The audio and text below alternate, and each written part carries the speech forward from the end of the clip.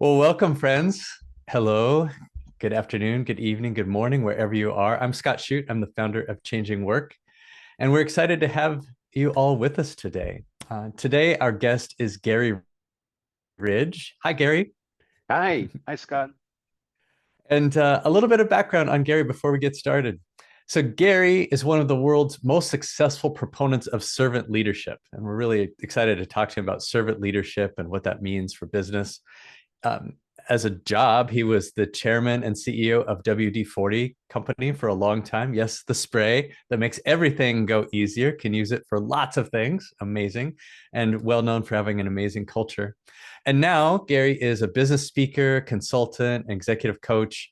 He's also an adjunct professor at the University of San Diego, where he teaches about corporate culture. So, Garry, thank you so much for joining us today. Well, I'm delighted. I thank you for inviting me. Been looking forward to the chat. Yeah, absolutely. Another thing Garry has helped us with is he wrote the foreword to our community book. Our book, Leading with Self-Awareness, just came out recently. It was a bestseller on day one, the ebook. And so thank you for sharing your wise words on self-awareness and the importance of self-awareness in business. So there we go. We are going to have a fantastic chat, I can tell. But before we do that, Garry, what's in your life? What's most alive for you right now? Um, well, I think number one is, being given the privilege to be with you. I'm very alive because I'm with you today. Thank you. But also I think, and we chatted a little bit about it, and it reminded me about the importance of connection. Mhm. I'm not worried, but I'm concerned that the current state of work is not bringing people together to Mhm. connect, to celebrate, and to make memories. And that is so Mhm. important. We Mhm. are human beings that need each other, but in good times and in not so good times. Mhm. This, okay, let's talk about this. This is for sure a challenge, right? When COVID hit, we were forced into separation. And then companies have been trying to figure this out. Leaders have been trying to figure this out. Do I bring people back? What about all those people who moved to remote places? Do I make the hard line and force them in? There are definitely trade-offs. But let's talk about, like, what would you do if you were back in the chair at WD-40? Well, How might you yeah. approach this? Well, firstly, I'd reframe this Mm, because I think there's a lot of conversation about bringing people back because of productivity mm, and I would frame it and I'd say that's not the issue. I think mm, we trust people. They can be productive wherever they are. mm, And reality is a lot of people were actually working remotely before COVID, mm. depending on the job that they had. But I'd love to be able to fill in the blank. And here's what I mean. Scott is running out the door today on his way to a meeting to meet people in his office. And gives his husband, wife, or significant other a big high five and says, I am so excited to be with fill in the blank today because we are going to fill in the blank. Mm, So I think but reframing is so important. It's not about productivity, it's about connectivity. It's about celebration. It's about memory making. It's mm, about being together to ignite our imagination and the juices that come from mm, that. So that would be the thing that I would do. mm, And then I think leaders have got to be brave. mm, We learned at WD-40 Company that culture is very important. And I am convinced you cannot maintain and feed a great culture if people aren't connected. So mm, leaders have got to be brave, and they're going to have to make decisions, and no good deed goes unpunished. Believe me. for sure. Well, as you were talking, what occurred to me, I love this idea of reframing it because what I see a lot of companies do is say, now, okay, now there's a new policy or new guideline. Hey, come in 3 days a week or whatever it is. Come in Tuesday, Wednesday, and Thursday. And as I'm talking to my friends, as I'm talking to my family members, they say, yeah, I go in, but nobody's there. And I'm sitting in a sea of cubes, or I might as well be at home because there's nothing happening at work. And it occurs to me that in addition to just having the policy of having people there, it needs to be on purpose to drive this connection. Otherwise, we need a little help getting back into connection. I'm wondering maybe we could brainstorm a little bit like, how would we do that? What would we do to help people drive that connection? Well, I think this goes back to organizations of whether the organization has a clearly defined purpose. You know, if Mm, organizations have clearly defined purposes where people go to work every day, they make a contribution to something bigger than themselves, very mm, important. Do they have a clear set of values which protect people and set them free? And is it an organization that is based on learning? Because learning is so important and it's so exciting. So, do we have a clearly defined purpose in our organization? Do we have values that help protect people and set them free? And are we an organization of learning so that when someone comes to work and they connect, they actually leave taking away something of value, which is this mm, power of learning? mm. Beautiful. I know you've been a proponent of servant leadership and conscious business for a really long time. Could you tell us a little bit about your journey? When did you first get interested in this concept of servant leadership? Was it an event? Was it just who you were and you came across something? How did it happen? Yeah, thank you. It was a process in that I was given the privilege to lead WD-40 Company in 1997. And we had a dream to take the blue and yellow can with a little red top to the world. Uh, from a product marketing standpoint, I think we knew how to do that. We knew how to identify the people who would need us. We knew how to make them aware of the brand, and we knew how to get distribution. But we were primarily a US based company. So, how do we build this culture around the world where people didn't have to quack up the hierarchy to get some answer because the sun would never set on us? We're going to be doing something somewhere. So, in the first couple of years, I kept thinking, how do we build this? And I didn't know how. And I was on a Qantas 747, uh, flying from Los Angeles to my home country of Australia at 38,000 feet, somewhere over the South Pacific Ocean. And as you do when you're out that far, at that high, you take a lot of reading stuff with you. So, my light is shining from above and I'm reading. And I read a quote, and the quote was it was attributed to the Dalai Lama. He said, "Our purpose in life is to make people happy. If we can't make them happy, at least don't hurt them." And I thought, yeah, that makes sense. Mm, And then I read a second quote from Aristotle: pleasure in the job puts perfection in the work. And I thought, wow, if people could really enjoy what they're doing and they knew that the leaders were there not to hurt them, but to help them, that could be something very special. Still didn't know how to do it. Got back to San Diego, and I was reading something in the local paper, and it was about a master's degree in leadership at the University of San Diego, and it was put together by my mentor, Dr. Ken Blanchard, and the University of San Diego. And I went to an information session on it. And Ken got up and he said, "The problem is most MBA programs get people in the head. We got to start getting people in the heart." And that was a summary. But Ken went on because, Ken is the guru of servant leadership. mm, And I said, right, I'm going to enroll in this master's degree in leadership. mm. So I did. Here I Beautiful. am, president, CEO of a US public company, and I'm going back to school because I wanted to confirm what I thought I knew and learn what I didn't. And I learned a lot more than I confirmed. And then I started to put all of that, most of what I learned, into play. Fortunately, Ken and I became really good friends, and I ended up on the board of his company for 10 years. So I was able to, suck everything out of that as well.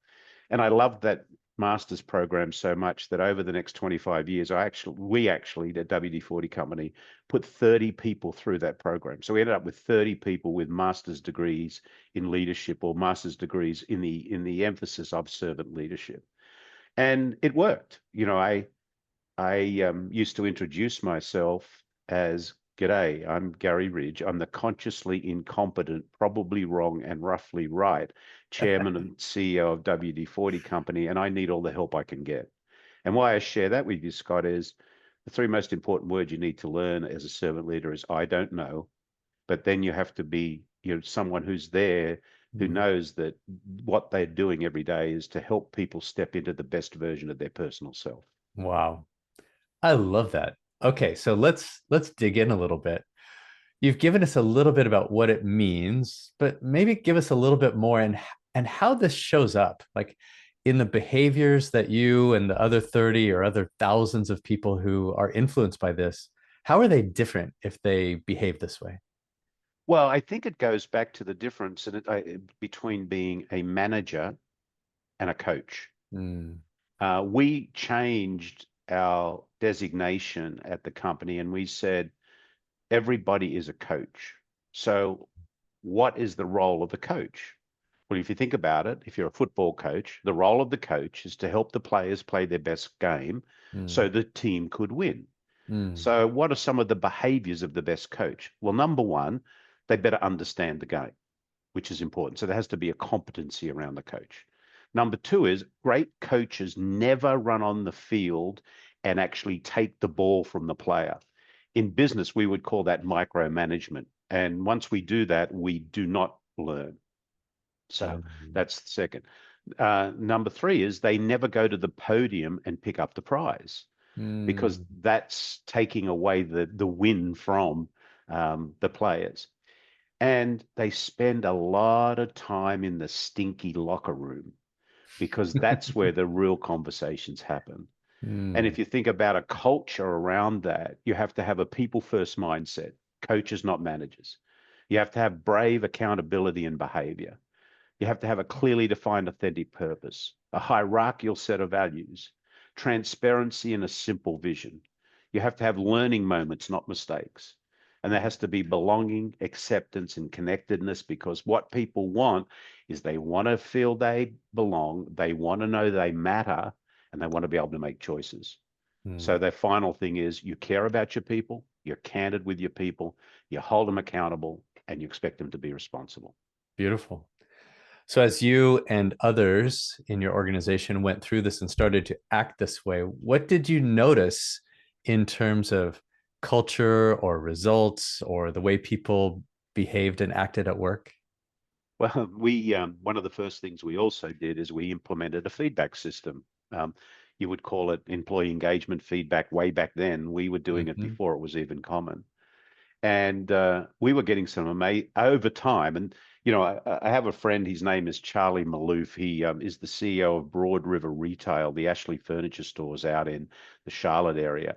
And he Mhm. says you cannot microwave culture. It takes a crockpot approach. Oh, I love that. Say that So again. Say it again. you cannot microwave culture. It takes a crockpot approach. Yeah. So why I'm sharing that is because it's true. As you implement these behaviors, the first thing people think about is, well, that's going to go away soon. This is just a fad, whatever. But Mhm. as we continued to build trust in the organization, we saw these engagement numbers rise. And here's two that might really blow your mind. When I left the company, and these numbers have continued to be this high, but I'm saying left because that's the latest data set that I have. 98% of people who worked at WD-40 globally said, I love to tell people I work at WD-40 company. 98? 98. And That's amazing. 97% of people said this, I respect my coach. Wow. Now, in any other organization, the coach is the boss. And then why we asked them why they respect their coach, they told us because the coach is here to help me be my best self. Wow.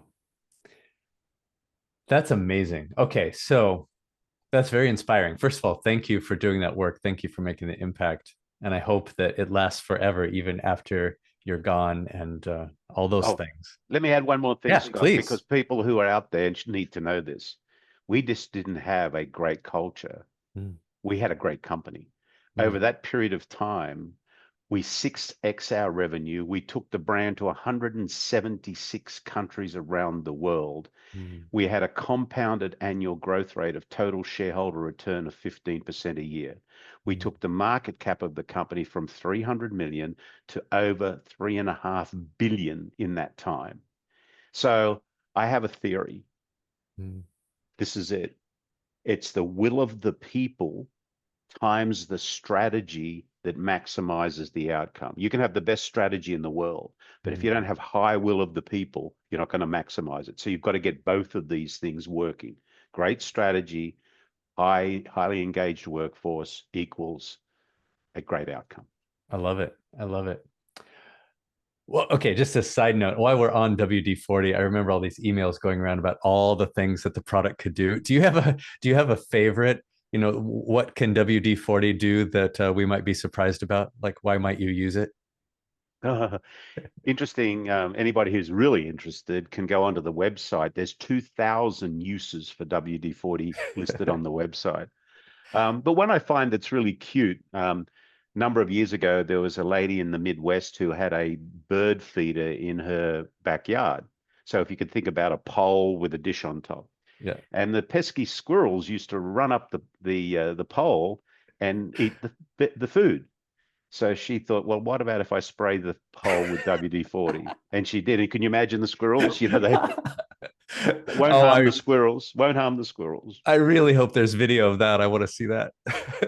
Pretty cool, Okay, huh? that's fun. Thank you for that. Thinking about a listener who might be a manager somewhere where perhaps this is not how it feels from the top down.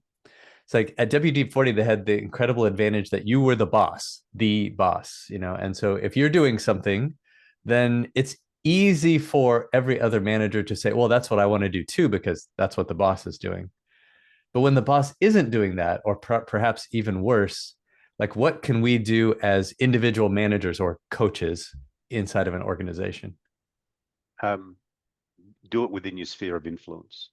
Yeah. I mean, you don't, and you watch how people notice and change. And I've seen this happen in many organizations. It's a great question I've got from people before. You know, be the leader that you would want to be led by, Yeah. and start this, and suddenly people will go, wow, I want to go and work over with the Scott over there. You see those people are smiling when they come to work each day and they're having a lot of fun. Why are they laughing so much over there? And my gosh, did you see their results? So be this person, this leader in your sphere of influence. And Yeah. I've actually seen a couple of examples of where that happened and actually started to spread like wildfire through the organization, and it eventually got to the top. I love it. One of my favorite quotes, most recently by James Clear, but it was said by Archilochus 2,500 years ago, is essentially our lives do not rise to the level of our goals, but they fall to the level of our systems. And so I'm wondering at WD-40, you had these great intentions, right? The will of the people, the engagement of the people. But how did the systems come into play? Like, how did you put things in place to make sure that it rang true? Well, the one of the very first things we did, and I wrote a book with Ken Blanchard on this. The book is called uh, Helping People Win at Work, and the byline is, "I'm not here to mark your paper. I'm here to help you get an A." So Mm, our mantra was, we're here to help people get A's. And mm, we threw out the annual review system because it's useless. Why do you wait 364 days to have a conversation? And we implemented a review system that really it was there to trigger conversation. mm, And we had three elements of it. The essential functions of your job, some short-term goals that you wanted to achieve, and then the final part was our values. And mhm, our values were hierarchical, and we had people share with us how they lived our values in the last 90 days, and actually have conversation around it. So again, you had to get the intention in place. The first thing becomes is awareness, and then intention, and then mm, action. So as we implemented the review system, this was something that kept people on the path. beautiful. And that review system, was that every 90 days or was it just kind of a rolling thunder? Yeah, it was at the beginning of the year, you would sit down with your coach Hmm. and you would take your job specification and you'd pick 3 to 5 of the essential functions. Hmm. And then you would clearly define what an A looks like. So an A, or accountability, is about, what do you expect me to do? When do you expect me to do it by? And to what standard? And you had to be able to write a sentence that really described the A if it walked in the room. Mm, So now my role is to help you get that A as your coach. Then we fill in the second part, which is the goals. Then you, the leader or the coach, you do not fill out that form. It's the tribe member, as we called them, that actually fills out their own review form. And they fill it out every 90 days and they report against how they're progressing against the A. Now, if they're not getting an A, then your role is to help them. Yeah. What's getting in your way? Where are your roadblocks? And that then triggered the conversation. So at a minimum of every 90 days, we would sit down and have a one-on-one conversation with those we had the privilege to lead about how are they going, how are they performing against their identified goals, and then talking about our values. Now, in reality, great leadership is a daily conversation. So, and a lot of that happened anyhow once we got practiced at doing that. I love it. So this seems very focused on the development of the human, the development of the tribe member, the worker. Love that. There's a I'm listening to the voice of my HR partner in my head that says, "Yeah, but how do we do comp?" Because many companies, as they get bigger, it's just easier. It creates a process to do some sort of rating or ranking that then you align to your comp. And if you ever have to make harder decisions, you've already got these things in place. So I'm wondering if those things also existed, rating, Yes, ranking, all the yes, things. Okay. yes. So the first thing around, the employee review system was linked to compensation, but it was linked to what I called hygiene compensation, which is your base salary, and the key to that is having good data. So everybody knew where they were, and you would have a pool. The company would have a pool that says this is how much we can afford next year in base compensation, and then from that we would then determine if someone got, let's say the pool was 4%. Well, if someone got an A plus, they got 6. If Mm-hmm. someone got an A, they may get 4. And if Mm-hmm. someone got lower than that, they may get 2 or none. So you Got it. average it out. And then the second part of our compensation system was a short-term incentive program that was based on results.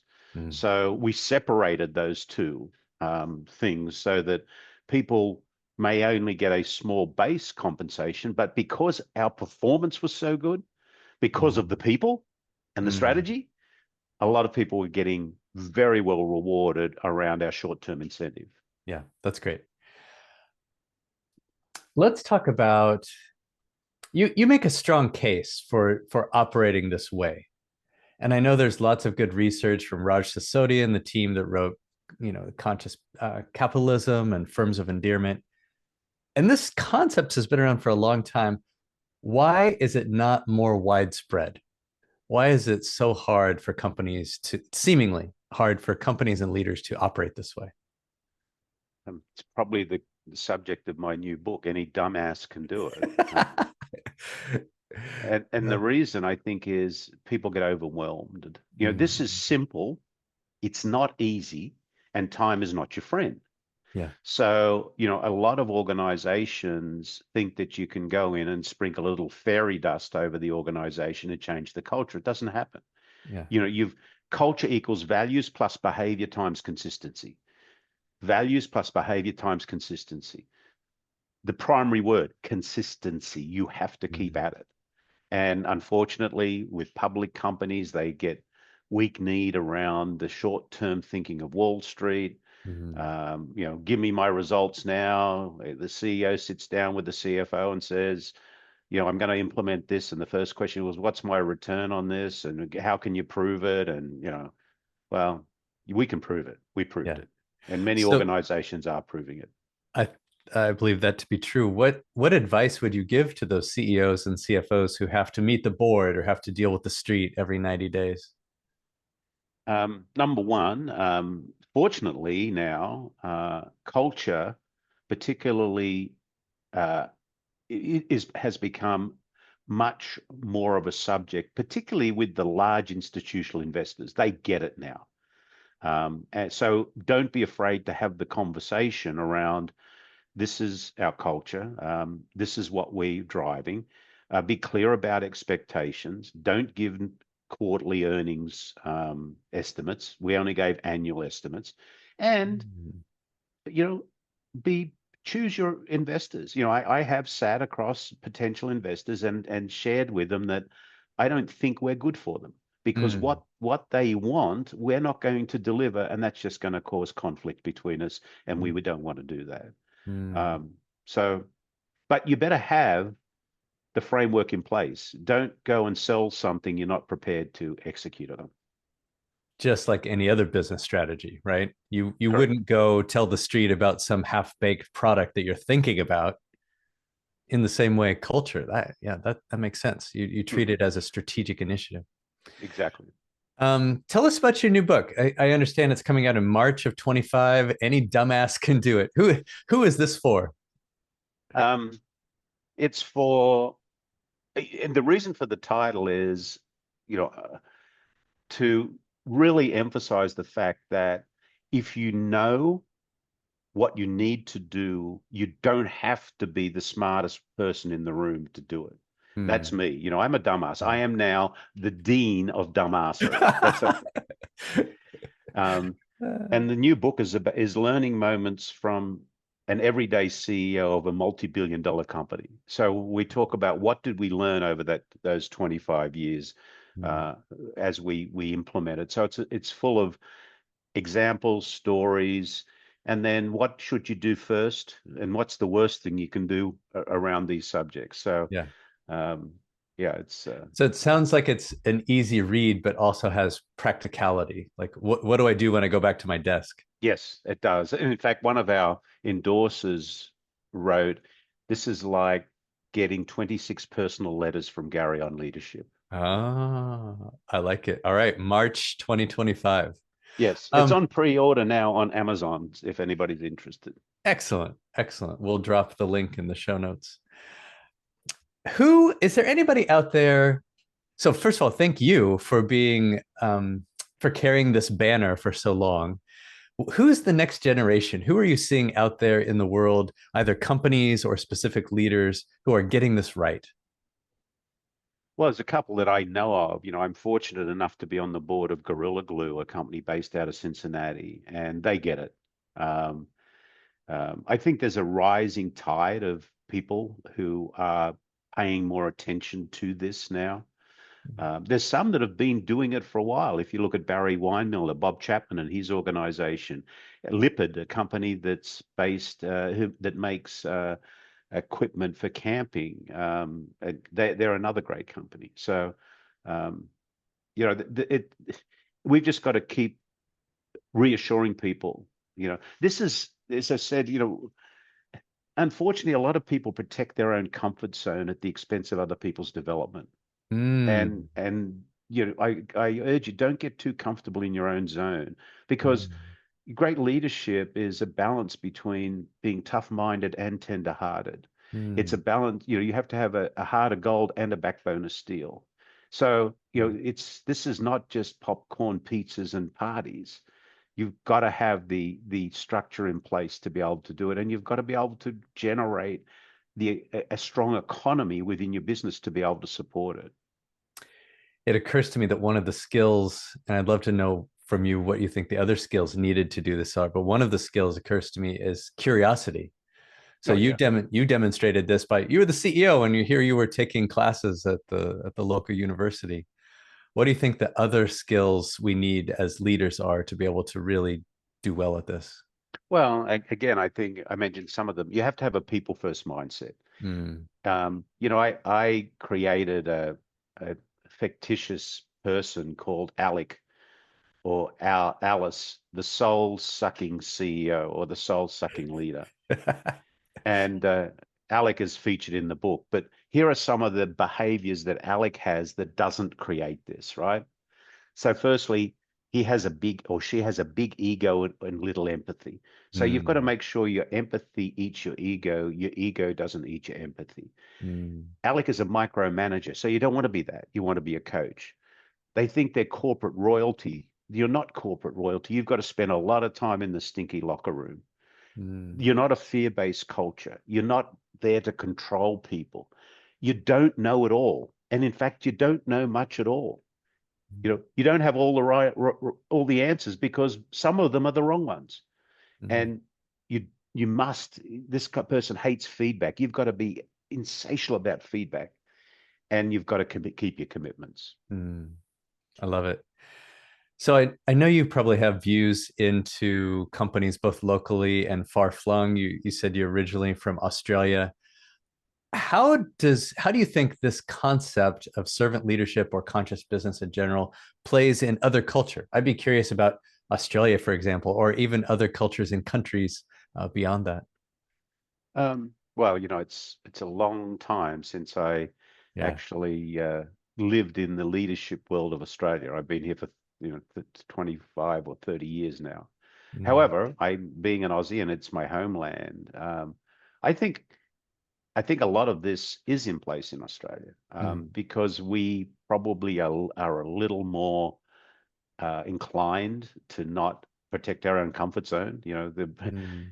Australians tend to have what they call the tall poppy syndrome. If you get too tall, they'll chop you down a little bit, and uh, so. And I think if you look around the world, where there are relationship cultures, because there's two types of cultures. It's either direct culture or a relationship culture. Now, the US is in business a very direct culture. Mm, Give me the deal, sign the contract, go. Where if mm, you go to places in like the Latino culture, it's you got to build a relationship. And even in China, I've spent a lot of time in China. mhm, And to them, it's the family, the relationship. So I think it depends on the true cultural positioning of the country that you're in.